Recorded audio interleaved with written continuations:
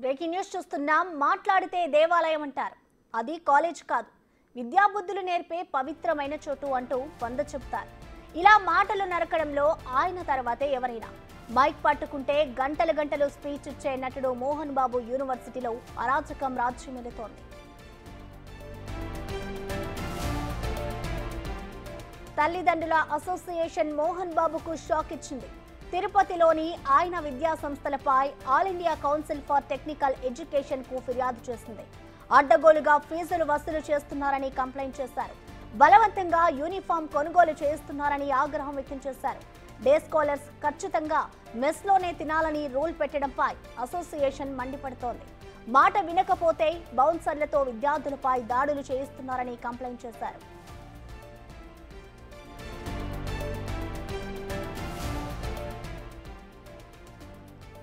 Collection king Mohan Babu cinema కలెక్షన్ల వర్షం కురిపిస్తుంది. సినిమాలే కాదు, యూనివర్సిటీ నుంచి కూడా కలెక్షన్లు పిండుకుంటున్నారనే ఆరోపణలు వినిపిస్తున్నాయి. కలెక్షన్ కింగ్ అన్న బిరుదును సార్థకం చేసుకుంటున్నారనే విమర్శలు వస్తున్నాయి.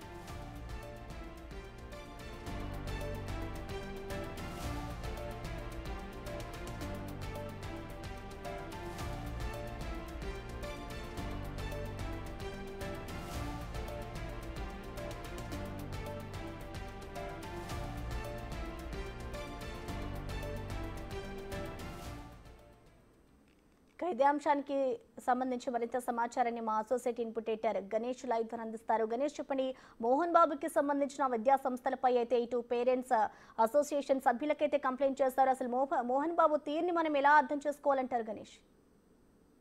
మంచు ఫ్యామిలీ ఒక సంచలనాలకు కావచ్చు, లేకపోతే వివాదాస్పద అంశాలకు కావచ్చు, ఇప్పుడు కేంద్ర బిందువుగానే ఉంటుంది.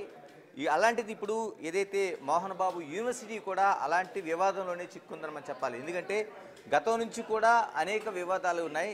దానికి తోడు ఇప్పుడు మంచు యూనివర్సిటీకి సంబంధించి గతంలో శ్రీ విద్యానికేతన్ సంస్థగా ఉండే ఈ సంస్థ ఏదైతే ఉందో తిరుపతిలోన దాదాపు 9 సంస్థల సమాహారంగా, అంటే అటు ఇంజనీరింగ్ కావచ్చు, లేకపోతే పీజీ కావచ్చు, లేకపోతే అగ్రికల్చర్ కావచ్చు, పారామెడికల్ కావచ్చు, ఇలా దాదాపు 9 సంబంధించిన ఏదైతే విభాగాలు ఉన్నాయి ఇవన్నిటికీ కలిపి మనకి 2002లోన ఒక యూనివర్సిటీగా మోహన్ బాబు యూనివర్సిటీగా దీన్ని ఏర్పాటు చేశారు. అంతకుముందు 1992లోనే శ్రీ విద్యానికేతన్గా ఏర్పడిన సంస్థ తర్వాత ఇప్పుడు దాన్ని అటానమస్ యూనివర్సిటీగా దాన్ని ఒక గుర్తింపు తెచ్చుకున్నారు. యూజీసీ అఫిలియేషన్లోనే నడుస్తున్న సంస్థగా ఉంది. అయితే తాజాగా ఇప్పుడు వచ్చిన ఏదైతే తల్లిదండ్రులు కావచ్చు, విద్యార్థులు కావచ్చు, దీనిపైన ఒక ఫిర్యాదు చేశారు. ఈ ఫిర్యాదు ఎంత తీవ్రంగా చేశారంటే దాదాపుగా ఏదైతే ఈ కాలేజీలకి అనుమతినిచ్చే మనకి Andhra Pradesh state council of higher education సంబంధించినతో పాటు all India council for technical education కూడా చేశారు. దీనిపైన విచారణ జరిపి దీనిపైన ఖచ్చితంగా దీన్ని చర్యలు తీసుకోవాలని ఒక ప్రధానమైన డిమాండ్ అయితే తీసుకొచ్చారు. దీనికి సంబంధించి తల్లిదండ్రుల అసోసియేషన్ కూడా దీనికి సంబంధించిన కాపీలు అందజేశారు. దీంతో ఇప్పుడు ఈ వివాదం ఎక్కడ దారితీస్తుంది మోహన్ బాబు యూనివర్సిటీ, ఎందుకంటే దీనికి డాక్టర్ మంచు మోహన్ బాబే ఛాన్సలర్గా కొనసాగుతున్నారు. ఇలాంటి పరిస్థితుల మధ్య ఈ కాలేజీలో ఈ మొత్తం ఈ దీంట్లో ఏం వ్యవహారం జరిగింది తల్లిదండ్రులకు సంబంధించి, మరోవైపు ఏం డిమాండ్ చేస్తున్నారు, విద్యార్థులకు అంత ఇబ్బంది పెట్టే పరిస్థితులు ఏమున్నాయనేది ఇప్పటికే ఆంధ్రప్రదేశ్ పేరెంట్స్ అసోసియేషన్ దీనిపైన ఒక విజ్ఞాపన సమర్పించింది. దీనిపైన చర్యలు తీసుకోవాలని ఒక డిమాండ్ అయితే వ్యక్తం చేస్తుంది. మనతో లైవ్లో పేరెంట్స్ అసోసియేషన్ ఆంధ్రప్రదేశ్ రాష్ట్ర కార్యదర్శి జి ఈశ్వరయ్య ఉన్నారు. ఈశ్వరయ్య గారు నమస్తే. సార్ నమస్కారం. గణేష్ గారు బాగున్నారా? ఈశ్వరయ్య గారు, నా వాయిస్ వినిపిస్తుందా? క్లియర్ గా వినిపిస్తుంది సార్. నా వాయిస్ వినిపిస్తుందా మీకు? రైట్. ఈశ్వరయ్య గారు నమస్తే. నమస్తే సార్. ఈశ్వరయ్య గారు, ఏంటి అసలు ఈ మోహన్ బాబు యూనివర్సిటీ అంతకుముందు శ్రీ విద్యానికేతన్గా ఉండేది, 2002లో ఇప్పుడు మోహన్ బాబు యూనివర్సిటీగా ఒక విస్తృత పరిధి సంతరించుకుంది. ఏంటి ఇప్పుడు ప్రధానంగా వచ్చిన డిమాండ్ ఏంటి? తల్లిదండ్రులు విద్యార్థులు ఎటువంటి ఇబ్బందులు పడుతున్నారు? మీ దృష్టికి వచ్చిన అంశాలు ఏంటి? మరోవైపు ఈ all India council for technical కానీ లేకపోతే ఏపీఎస్సిహెచ్ఎస్ కానీ ఇచ్చిన ఫిర్యాదు ఏంటి?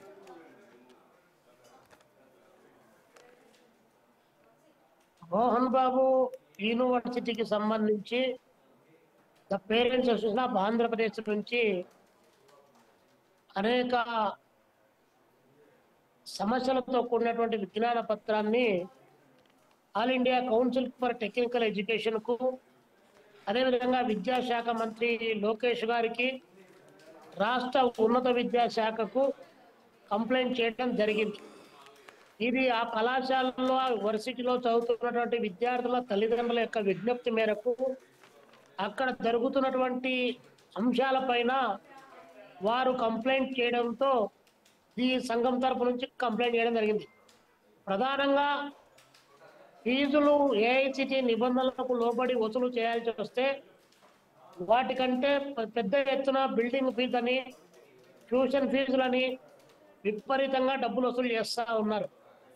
అదేవిధంగా బస్సులో పోవడానికి ఫీజెస్ కలెక్ట్ చేస్తూ ఉన్నారు. కానీ బస్సులో సీట్లు లేకుండా దాదాపు 45 నిమిషాల పాటు నిలువుగాళ్ల పైన నిలబడి ప్రయాణం చేయాలి. ఎవరైనా బస్సు ఫీజులు కలెక్ట్ చేసినప్పుడు దానికి తగ్గట్టు ఏర్పాట్లు చేయాలి. కానీ అలా చేయకుండా వాళ్ళు బస్సు ఎక్కగానే 45 నిమిషాల పాటు మళ్ళీ క్యాంపస్ లేక పోయినంత వరకు కూడా నిలబడుకునే పోవాలి. ఇదేమని అడిగితే దాదాపు 100-150 మంది బౌన్సర్లను పెట్టారు. ఆ బౌన్సర్ల బాడీలు చూడగానే పిల్లలు విపరీతంగా భయపడేటువంటి పరిస్థితి వస్తూ ఉంది. 1-2 సందర్భాల్లో బౌన్సర్లు తల్లిదండ్రుల పట్ల, స్టూడెంట్స్ పట్ల కూడా అమర్యాదకరంగా ప్రవర్తన చేశారనేటువంటి అంశాన్ని కూడా గతంలో కూడా తీసుకొని వెళ్ళారు పేరెంట్స్. కానీ అయినా అక్కడ పట్టించుకున్నటువంటి పాపాను పోలేదు. మెస్సు 2 గంటల 15 నిమిషాల నుంచి 3-15 నిమిషాల మధ్యలో దాదాపు 3 గంటల పైచిలకు 3:30 వరకు ఎవరైనా భోజనం చేయగలడానికి అవకాశం ఉంటుందా? కానీ ఈ పద్ధతిలో ఒక టైం బౌండ్ అనేటువంటిది లేకుండా, సరైనటువంటి పద్ధతిలో లేకుండా, ఇష్టారాజ్యంగా అడగడానికి అవకాశం లేకుండా చేస్తా ఉన్నారు. ఇవన్నీ ఒక మీద అయితే క్యాంపస్ లో ఇంకా 2 నెలలు కూడా పూర్తి కాలే అకాడమిక్ ఇయర్ ప్రారంభమై అక్కడ క్యాంపస్ లో పనిచేస్తున్నటువంటి లెక్చరర్లు వారి నైపుణ్యతను పరిగణలోకి తీసుకోలేదు. వారికి ఏఐసిటి నిబంధనల ప్రకారం వారికి ఉన్నటువంటి అర్హతలు పరిగణలోకి తీసుకోలేదు. వారి ఇష్టారాజ్యంగా నియామకాలు చేపట్టుకోవడం. ఈ రోజు అక్కడ ఉన్నటువంటి అధ్యాపక వర్గం కూడా 2 మాసాలు పూర్తి కాకముందే, వాళ్ళ కాంట్రాక్ట్ కూడా పూర్తి కాకముందే వారంతా కూడా దాదాపు 10 మంది రాజీనామా చేశారు. కొంతమందికి జీతాలు రానటువంటి పరిస్థితి. వాళ్ళు హైకోర్టును కూడా ఆశ్రయించినటువంటిది కళ్ళ ముందు కనిపిస్తా ఉంది. ఇన్ని రకాల సమస్యలు అక్కడ ఉన్నటువంటి పద్ధతుల్లో లక్షల రూపాయల ఫీజులు కట్టి అక్కడ చదువుకుంటా ఉంటే కనీసం వారు కట్టినటువంటి ఫీజుకు 40% కూడా న్యాయం జరగడం లేదన్నటువంటిది విద్యార్థుల తల్లిదండ్రుల యొక్క ఆవేదన. ఈ ఈశ్వరయ్య గారు ఇక్కడే ప్రధానమైన ప్రశ్న వినిపిస్తుంది. మీరు రాష్ట్ర విద్యార్థి సంఘం నాయకుడిగా కూడా మీరు పనిచేసిన అనుభవం ఉంది మీకు. అంటే ఫీజు రెగ్యులేషన్ కమిటీ ఉంటుంది మనకి ఎక్కడికక్కడ. ఎందుకు ఇక్కడ మోహన్ బాబు యూనివర్సిటీలో ఫీజు రెగ్యులేషన్ కమిటీ ఎందుకు పనిచేయడం లేదు? ఇష్టానుసారంగా ఫీజులు వసూలు చేస్తుంటే ఎందుకు చూడాల్సిన పరిస్థితి వస్తుంది? ఫీజు రెగ్యులేషన్ కమిటీ అనేటువంటిది ఒకటి కమిటీ ఫార్మేట్ చేశారు సార్. రాష్ట్ర వ్యాప్తంగా ఒక్కొక్క ఇంజనీరింగ్ కాలేజీకు అక్కడ ఇచ్చేటువంటి సౌకర్యాలను బట్టి వాళ్ళు ఇంత డబ్బులు వసూలు చేయొచ్చని చెప్పారు. కానీ ఇక్కడ వెరీ పర్టికులర్ ఈ యూనివర్సిటీలో, మోహన్ బాబు గారి యూనివర్సిటీలో వారు ఆడిందే ఆట పాడిందే పాట తప్ప అక్కడ స్టేట్ రెగ్యులేషన్ కమిటీ మరొకటి ఏ ఒక్కటి పనిచేయదు. ఇప్పుడే కాదు, ఈ సందర్భమే కాదు, వెరీ స్టార్టింగ్ శ్రీ విద్యానికేతన్ పెట్టినప్పటి నుంచి కూడా వారు లక్షల రూపాయల ఫీజులు వసూలు చేసేటువంటి పరిస్థితి.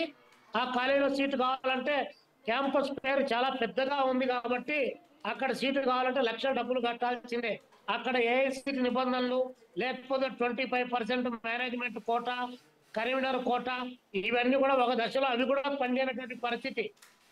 కాబట్టి ఇక్కడ మోహన్ బాబు గారి కాలేజ్ అంటే ఆయన ఏం చేసినా కూడా చెల్లుబాటు అవుతుంది, ఆయన అడిగేటట్టు వాడే లీడర్ పద్ధతిలో వ్యవహారం